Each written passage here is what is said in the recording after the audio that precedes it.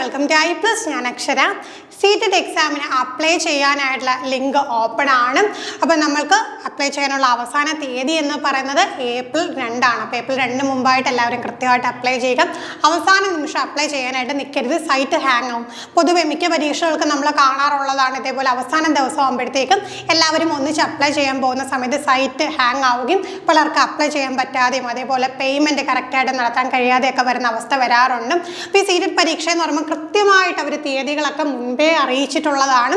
അപ്പോൾ ഇനി date extend ചെയ്യാനുള്ള സാധ്യതകളൊന്നും നമ്മൾ കാത്തിരിക്കേണ്ട. കൃത്യമായിട്ട് എന്ത് ചെയ്യാം, എല്ലാവരും എത്രയും വേഗം തന്നെ അപ്ലൈ ചെയ്യുക. അപ്പോൾ ഈ ഒരു പരീക്ഷ സെൻട്രൽ ടീച്ചേഴ്സ് എലിജിബിലിറ്റി ടെസ്റ്റാണ്. സെൻട്രൽ ലെവലിൽ നടക്കുന്ന ഒരു പരീക്ഷയാണ്. പലർക്കും ഈ ഒരു പരീക്ഷയെക്കുറിച്ച് കൃത്യമായിട്ടുള്ള ഒരു അവബോധം ഇല്ലാത്തത് കൊണ്ടാണ് ഈ ഒരു പരീക്ഷ എഴുതാനായിട്ട് മടിക്കുന്നത്. അപ്പോൾ കൃത്യമായിട്ട് മനസ്സിലാക്കുക, ഒരു സെൻട്രൽ ലെവലിലോട്ട് ഉള്ള ഒരു എലിജിബിലിറ്റി ടെസ്റ്റാണ്.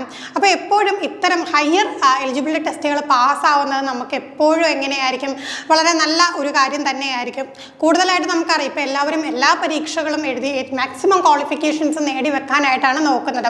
നമ്മുടെ പുതിയ എഡ്യൂക്കേഷൻ പോളിസി പ്രകാരം നമുക്കറിയാലോ, ഇനി ഒരുപാട് മാറ്റങ്ങളൊക്കെ വരാൻ പോകുന്നുണ്ട്.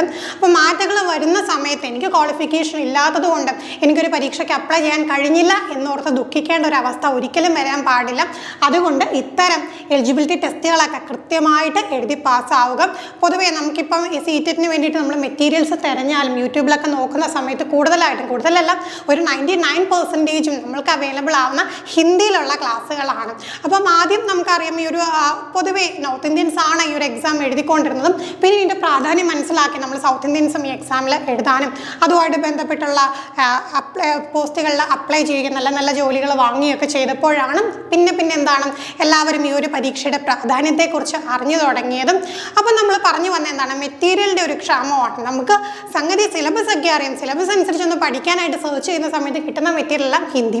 അപ്പം ഹിന്ദിയിൽ കണ്ടിട്ട് പിന്നെ അത് മലയാളത്തിലോട്ട് മനസ്സിലാക്കിയെടുത്ത് നോട്ട് എഴുതാനുള്ള ഒരു സമയവും സാഹചര്യവും ഒന്നും നമുക്കില്ല. നമുക്ക് എന്താ വേണ്ടത്, എത്രയും വേഗത്തിൽ പെട്ടെന്ന് കാര്യങ്ങൾ പഠിച്ചെടുക്കുക, പരീക്ഷകൾ പെട്ടെന്ന് പാസ്സാവുക എന്നുള്ളതാണ്. അപ്പം നമുക്ക് നമ്മുടെ ടീം ഐ പ്ലസിനെ സംബന്ധിച്ചിടത്തോളം മലയാളത്തിലും നമ്മുടെ സീറ്റഡിൻ്റെ ക്ലാസ്സുകൾ നമ്മൾ പ്രൊവൈഡ് ചെയ്യുന്നുണ്ട്.